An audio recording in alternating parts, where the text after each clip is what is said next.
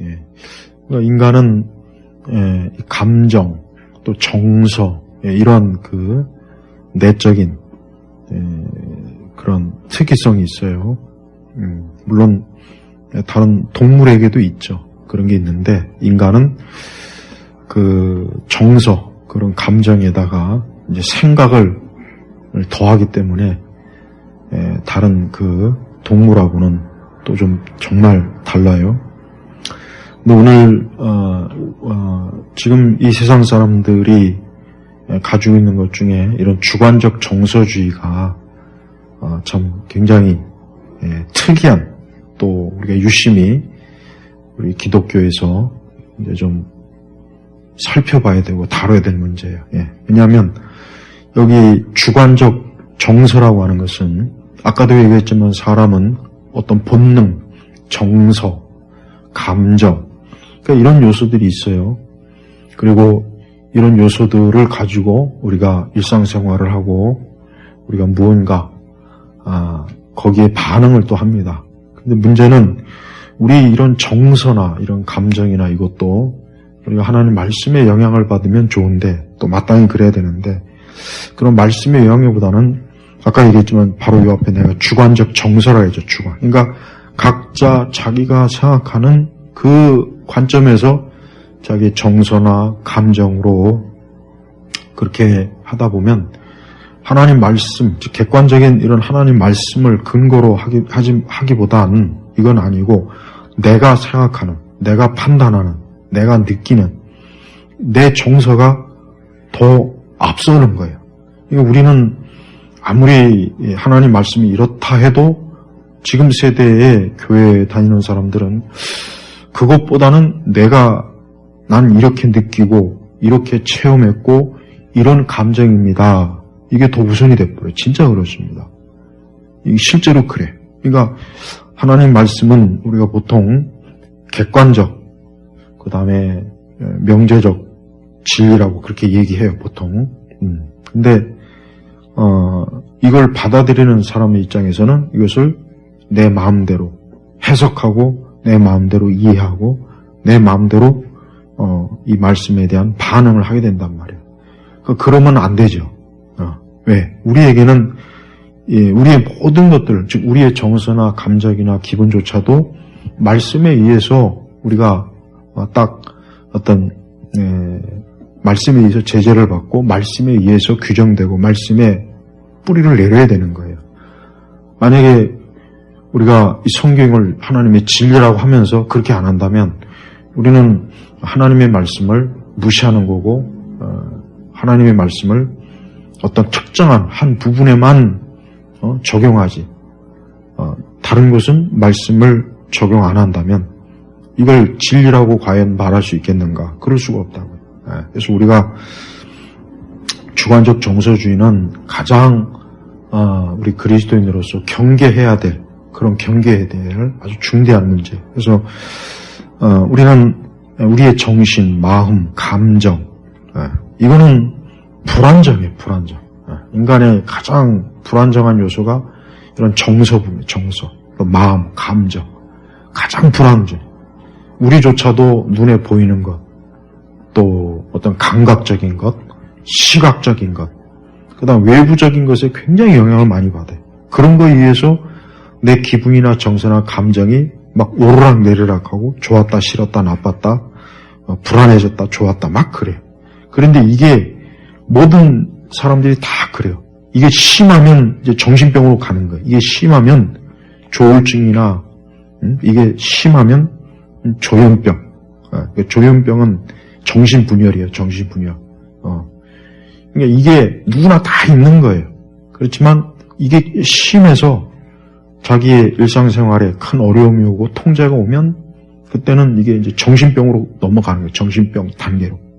근데 지금은 사람들이 이 주관적 정서주의가 굉장히 각 개인마다 심해. 아주 심하다. 그래서 이것으로 인해서 우울증도 많고, 이것으로 인해서 감정 기복도 심하고, 이것으로 인해서 우리의 기분이나 생각, 이게 그냥 하루에도 굉장히 마치 어떤 진자가 막 왔다 갔다 하는 것처럼 그런다고요. 그건 절대 좋은 게 아니에요. 그러니까 정서적으로 이게 안정됐다, 안정이 안 됐다 하는 건 거기서 나오는 거예요. 정서적으로 안정이 된 사람은 이런 정서나 이런 감정이나 기분이 평온해요. 크게 요동이 없는 거예요. 크게 요동이 없어요. 그러나 정서적으로 불안전하다 하는 건 뭔가요? 이게 요동이 심한 거예요. 기복이 심한 거예요. 기복. 근데 거의 대부분 다 이런 게 있어요. 지금 시대에서는 있다고. 그리고 이게 너무 지나친다. 그러면 이제 아까 내가 얘기했죠.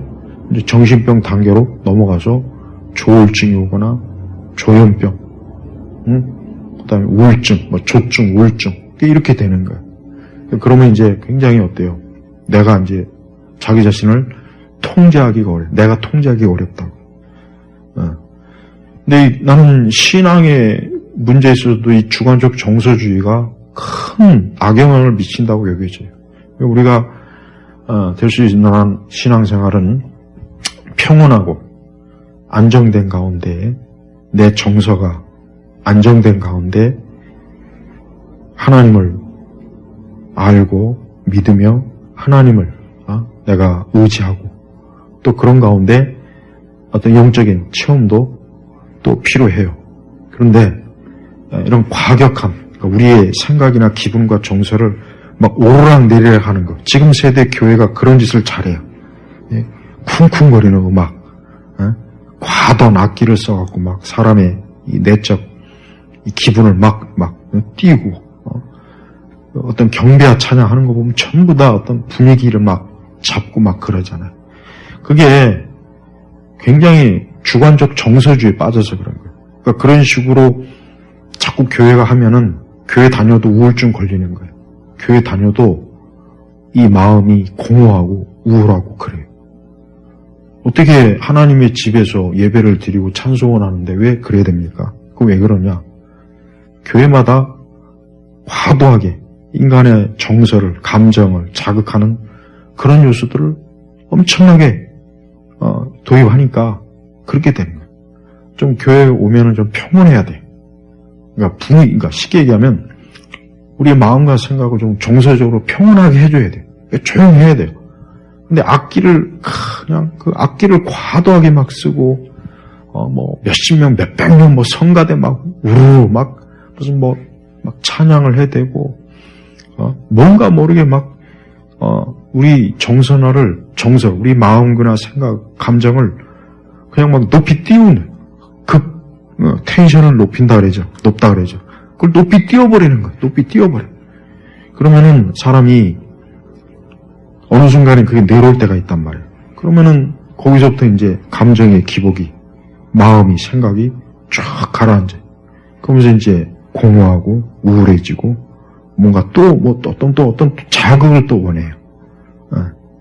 그러니까 제발 교회가 요즘 교회마다 하는 그런 과도한 그런 어떤 영적인 자극을 주기 위한 그런 형태는 정말 그거는 좀 피해야 됩니다. 좀 개인이 자기 스스로 잠잠히 말씀을 읽고 조용히 좀 기도하고 또 하나님 말씀을 듣고 또 예배도 좀 잠잠히 이렇게 막 과격한 음악 좀 제거하고 이런 전통적인 찬양을 좀 부르고 악기도 제발 좀 자제해서 최소한의 악기 그냥 피아노나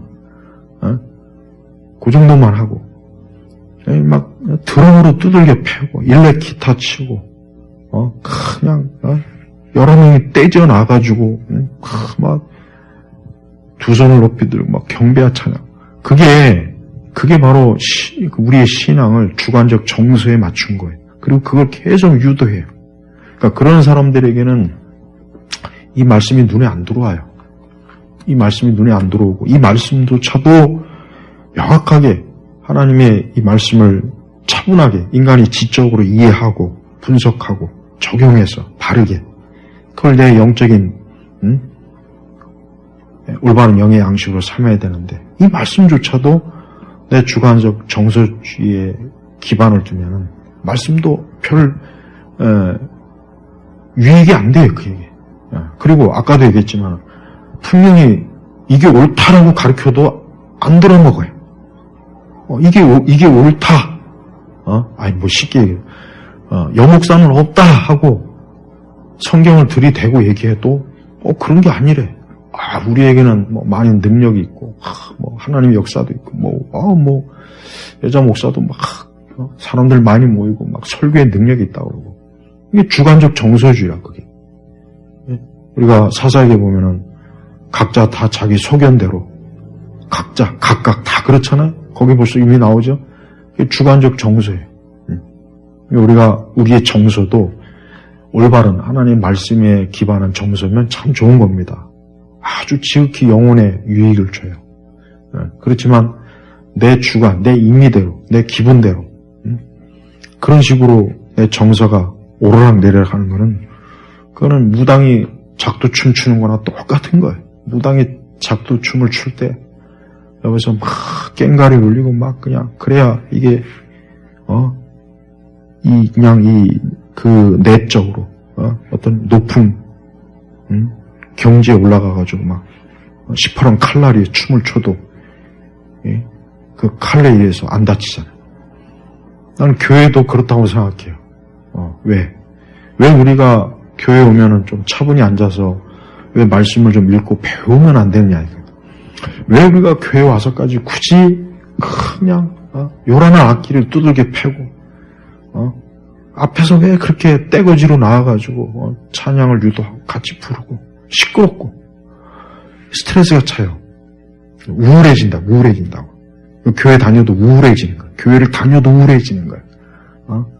그러니까 교회에서 가장 먼저 빨리 없애버려야 될 게 뭐냐? 그 경배와 찬양을 빨리 없애버려야 돼. 좀 이왕 할 거면 그냥 무반주로 해, 무반주. 아니 무반주로 하든지 그냥 피아노 한 대 놓고 하나님 앞에 이런저런 기교, 악기 기교 없이 목소리 기교 없이 그냥 있는 대로 좀 하나님 앞에 잠잠히 찬양하면서 하나님의 임재를 구하고 기도하고 좀 말씀을 좀 명확하게 이해하면 좀 그러면 안 되냐. 그러면 무슨 어디 문제 생기네? 그러면 성령님께서 오다가 다시 돌아가나? 그러면 하나님의 역사가 아예 안 일어나나? 이거 뭔가 잘못된 거. 그러니까 무당들이 푸닥거리 하는 거 보면 그게 기독교에서도 그걸 그대로 도입하는 거예요. 푸닥거리. 제발 주관적 정서주의에 빠지지 말고 내가 믿는 진리, 내가 믿는 진리를 뚜렷하게 명확하게 내가 알고 생각하고 믿고 판단하고 이해하고 적용하고 이런 거 우리가 하는 게 이게 신앙이지. 그냥 나 혼자 붕 떠가지고 특히 감정, 정서가 붕 떠가지고 나 혼자 저 구름 위에 있는 것처럼 붕붕붕붕 떠다니는 그런 거는 그런 굉장히 우리 신앙, 바른 신앙을 갖게 하는데 해를 주는 거예요. 정신적으로 해를 줘요. 심리적으로도 해를 주는 거예요. 그러니까 제발 그런 거를 벗겨내야 돼. 왜 현대인들이 이런 우울감이나 자꾸 이렇게 있으면은 뭔가 허무하고 공허감이 들고 뭔가 텅 빈 것 같은, 벌써 머릿속에서 텅 비고 뭔가 막 이렇게, 왜 그러느냐. 과도한 세상 문화를 자주 접하니까 그런 거예요. 자기도 모르는 사이에 접하니까 그것들이 어느 순간 쌓이면은 내 감정, 내 정서를 어때요? 그것들이 내 감정과 정서를 막 쥐었다 올렸다 내렸다 막 그러는 거예요. 발짝발짝 뛰는 거라고. 그럼 사람이 힘들어요, 견디기가. 그러면서 사람들은 마음 한구쪽에서는 어디 좀 조용한 데 가서 좀 있었으면 좋겠다. 어디 좀 조용한 데서 좀 안식을 취했으면 좋겠다. 어디 좀 쉴만한. 그래서 사람들이 카페를 가고 카페 가서 혼자 차를 마시고 어디 또 여행을 가서 쉼을 얻고 어디 뭔가 좀 그런 게 봐요. 다 그게 왜 그래요? 자기의 정서가 불안정하니까 그래요. 불안정하니까 뭔가 다른 데서 안정을 얻어보려는 거예요. 봐요. 한쪽에서 그렇지. 한쪽에서는 또 내가 안정을 취해보려고 딱 그러잖아요. 그러니까 교회도 제발 좀 이제 요란한 방식의 그런 찬양 집회 제발 좀 그만하고 좀 전통적인 찬송으로 단순한 악기로 기교, 이런 쓸데없는 기교 일부러 자꾸 하지 말고, 자꾸 막 사람들을, 세속 음악 그 무대처럼 막 사람들을 막, 끌어 들어가지고 막 뭔가 쇼하려는 그런 형태를 띠지 말고, 좀 정서적으로 차분하게 좀 하나님의 진리 안에서 하나님의 임재, 하나님을 아는 지식을 가지고 하나님을 믿고 예배한다면 얼마나 우리 영혼의 풍성한 위로와 안식이 사실 주어진다고. 거기에서 성령의 참된 역사가 사실 일어나는 거예요. 그렇지 않고 지금처럼 온갖 기교, 인간의 방식, 불필요한 방식 하지 않아도 되는 거. 또 거기에 어떤 어떤 우리의 감정을, 인간의 감정을 건들기 위한 고대의 어떤 여러 장치들, 이런 것들은 정말 교회 안에서 빨리 교회 안에서 없애버려야 될 거예요. 없애버려야 될 거예요. 그러니까 거기에 자기가 노예가 되면서 마치 자기가 굉장히 하나님을 사랑하는 것 같고, 하나님이 나를 사랑하는 것 같고, 또 자기의 그 경험이나 이런 정서가 굉장히 거룩한 것 같고, 영적인 것 같고 하는 그런 거에 속지 말라는 거예요. 그런 거 속지 말고 제발 좀 말씀을 읽고 하나님이 주신 이 인간의 어떤 지혜와 두뇌로 읽고 이해하고 순종하고 모든 걸 다 그렇게 한다면 훨씬 더 지금보다는 우리 교회나 우리 시대 신앙이 분명히 더 좋아질 거예요. 분명히 더 좋아질 거라고. 그래서 여기에서 벗어난 이런 현상들을 우리가 절대 이게 잘하는 것이구나, 좋은 것이구나, 이게 발전했구나 그렇게 이해한다면 그건 빨리 생각을 바꾸길 바랍니다. 그래요.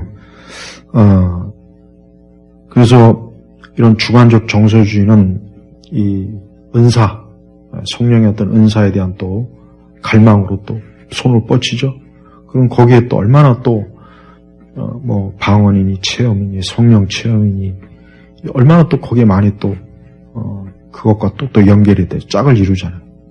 근데 그렇게 해서 그러면 과연 참된 말씀의 열매가 맺히느냐? 그게 또 아니잖아요. 그게 아니라고.